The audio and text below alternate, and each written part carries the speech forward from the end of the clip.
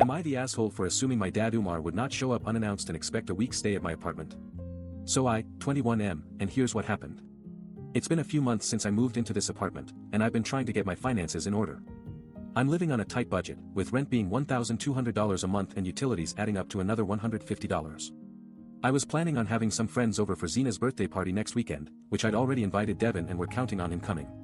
Umar showed up at my apartment on Saturday afternoon, claiming he needed a place to stay for the week while he figured some things out. I tried to brush it off, thinking maybe he was just tired or needed some space. But when I told him about Zena's party and how much of a hassle it would be with him there, he became quite insistent that he could come through. He said he'd help pay for his own food and wouldn't take up too much space, but when I put my foot down and told him he had to leave by Sunday morning, he got pretty upset. He started yelling at me about how I'm always so selfish and never think about anyone else's needs. I calmly explained that I have to pay for all of the expenses myself, including the party, which is going to cost us $500. He refused to listen and said he'd just take care of things himself. Now he's expecting me to foot the bill for his entire week-long stay, claiming it's just a small favor.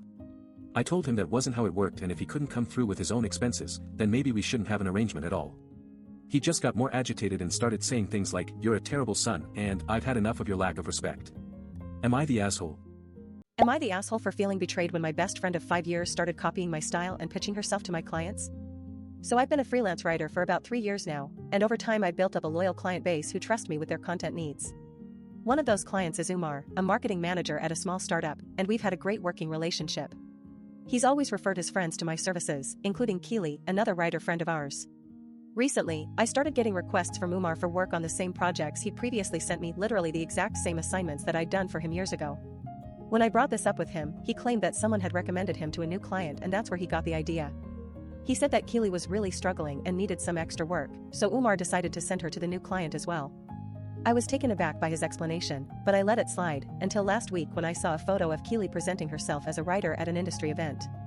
The outfit was identical to one I'd worn to an event just a few months prior, and she even mentioned my name in her introduction, saying that we worked together on several projects. I confronted Umar about it, and he admitted that Keely had indeed been pitching herself to his clients, including the new client he sent me to. He claimed that they'd talked about doing more business together and that I was being paranoid. But when I pressed him for specifics, like how many clients were involved or what exactly they were offering each other services for, he got defensive and said that it was all just a coincidence. I have to admit, my gut is still telling me that this isn't a coincidence at all. Keely has always been the more outgoing one of our friend group, and I've never had any issues with her working on projects that weren't directly for us. But now that she's starting to take advantage of Umar's connections, it feels like she's betraying not just my trust but also ours as friends. Am I the asshole? Am I the asshole for telling my friend Marin that I'm not going to be available to help her out financially anymore? So I, 34F, and here's what happened. Marin has been one of my closest friends since college, but over the years, our friendship has been pretty one-sided. She's always been the one who needs something: money, advice, a shoulder to cry on, and I've usually been happy to provide it. But lately, I've started to feel like I'm shouldering the entire burden of our friendship. Recently, Marin reached out to me for the 5th time in 2 months asking for $500 to help pay some bills she was behind on. The thing is, I'd already lent her $1,000 last year when she lost her job, and I hadn't seen any progress since then. No new job, no rent payments, nothing. So this latest request felt like just another example of how one-sided our friendship has become. I told Marin that I wasn't going to be able to help her out this time. She got defensive, saying that I was being unfair and that she needed the money desperately. But honestly, I've been feeling resentful for a long time about always being the one who lends a hand, never getting anything in return. The next day, Malik, my other friend from college, reached out to me asking if he could borrow $200 for a flight to visit his family. This was a small amount compared to what Marin had asked for, but it felt weird that I could be helpful with him while Marin couldn't even get the money to pay her bills on time. Aaron, our mutual friend from college, chimed in and told me I was being an asshole for not helping Marin. But honestly, I think Aaron doesn't fully understand the situation. She's always been more of a "we're friends, we help each other out" kind of person, but that isn't exactly how our friendship has worked. Am I the asshole? Am I the asshole for assuming my roommate Umar stopped paying his share of utilities and expected me to cover it? So I'm living with 2 roommates, Marin and Zena, in a pretty standard shared apartment.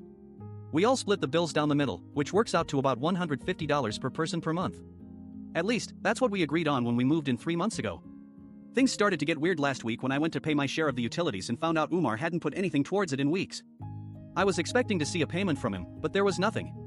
So, I sent him a text asking if everything was okay, and he told me he was just going through a financial rough patch. That's when I realized that Umar had been consistently not paying his share of the utilities for months. I responded by telling him that it wasn't fair to expect me to cover his portion, especially since he'd been taking advantage of my generosity so far. We ended up having a conversation about it, and at one point, Marin chimed in on Discord saying just split the cost like you always do, which I took as permission from her to address the issue with Umar. However, when I went back to talking to Umar, he got defensive and told me that if I didn't cover his portion of the utilities, I was being unfair. He even said something about Marin is on my side, she's not going to report me. That really threw a wrench into our conversation. I'm still trying to figure out how to handle this situation. Part of me feels like I've got every right to expect Umar to pay his share, but at the same time, I don't want to rock the boat and potentially mess up my relationship with Marin. Am I the asshole?